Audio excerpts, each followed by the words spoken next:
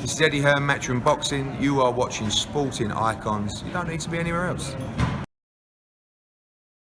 All right, the living legend, Matty Jobs, how are you? I'm fine, Martin. How's yourself? I'm very well, thank you very much. So you stood behind, or in front of a big metal bridge there. It's allegedly called the Tyne Bridge. And Jobs Boxing is flying the flag for the North East right now, yeah? Yeah, born and bred in Newcastle it is. Yeah, it's we're doing really well. Everything's coming together nicely. The lads are getting out quite regular, and hopefully some big fights lined up for next year as well. And how many shows you put on now then? Oh, I'm not too sure off the top of my head. Danny, how many you put on? About 7, isn't it? In total? 12. 12? Aye. So that's quite a few now. Yeah. Are you still enjoying it though? Because like when you first started doing it, I think it was more of an idea between you and Phil Jeffries, wasn't it? It was, yeah. Absolutely. My joy comes, Martin, when I see the lads actually boxing.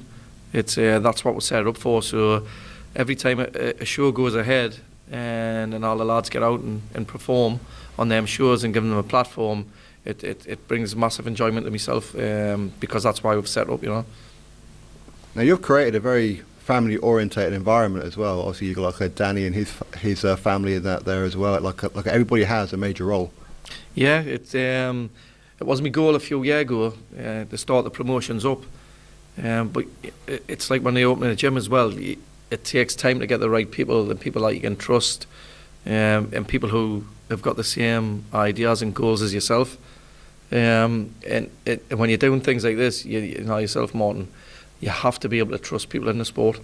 And like the two Dannys are like two sons to me, so it's like it was a no-brainer when I wanted them to come on board, you know. And they've took it by the horns, the promotions company, and run with it brilliant, you know. Hence, like yourself and TJ and people like that, like without yourselves, none of this would be able to happen, you know. I think it's fair to say that over like the last couple of years, like a Jobs Boxing is becoming a bit of a name now, isn't it? Yeah, it's and that's testament to like all the scenes behind the boxing as well. Like I said, the organisation side, I think we're second to none really in the country. Even these big promoters and things like that. I think we'll set it up so everybody's singing up the same song sheet, getting people on board, and then the quality of the boxers who are boxing on the shows are carrying it to the next level as well. So that's a testament to everybody as well who's involved, not just myself, but everybody from like penned it on paper when we're booking the shows in. Also to the venues, I'd like to thank the venues, Hilton Arena, like Jay and them. They have been absolutely fantastic with the Hilton, with Martin. Thanks again. You know, it's you need help off people to get these shows up and running. You know. Now you've got your next show here at the Hilton Hotel. Is it 3 fights you've got on there so far? There's 3 fights confirmed at the moment. We've lost a couple due to injuries. It happens. It's the nature of the sport, unfortunately. People are hitting each other, so they will pick up a few injuries here and there. But we're working on a couple of more fights, what we're trying to get over the line in the next couple of days to get it back up to a 5-fight card, you know. Now, I was just saying to TJ there that as much as like we enjoyed doing what we do, for like you know from like recording your fights, the interviews, doing the live streams, all that kind of stuff. If you had just a little bit of a budget and a TV deal, imagine what you could possibly do. I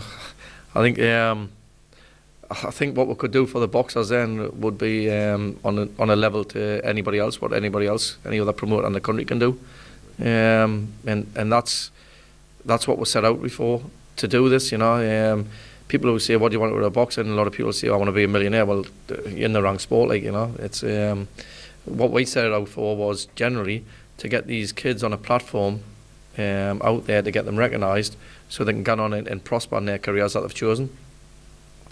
I mean, one thing to point out as well is that like the amount of shows that get announced on TVs and small halls that get pulled and whatever else, you have yet to cancel a show. Yeah, don't get us wrong, we could have quite easily cancelled this one after we lost the fight last night again. But once again, we'll put wheels in motion this morning and we're back on it, you know. So it's like we'll fight as much as anybody to get the shows up and running for these lads, you know. And how does it feel like representing not just British boxing but Northeast boxing? Because that's really where your heart is, isn't it? Northeast boxing. It is. We've got a lot of talent up here. I see it week in, week out as well with the amateur scene. There's a lot of talented kids out there who are flying the flag for the Northeast, especially in Tyne Tees and Weir region. It's been phenomenal success over the last few years with the amateurs winning national titles and things like that. And hopefully when